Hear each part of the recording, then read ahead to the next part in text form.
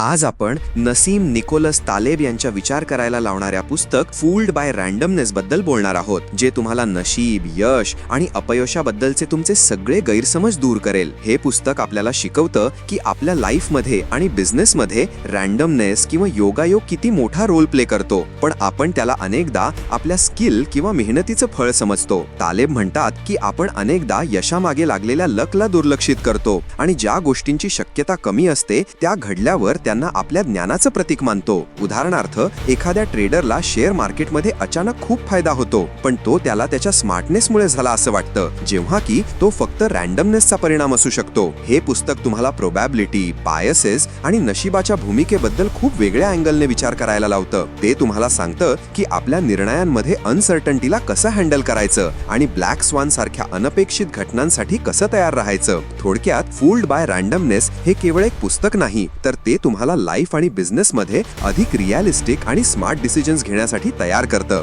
तर मग रँडमनेसच्या या जगात स्मार्टपणे जगण्यासाठी आजच हे पुस्तक वाचा आणि स्वतःला फसवण्यापासून वाचवा.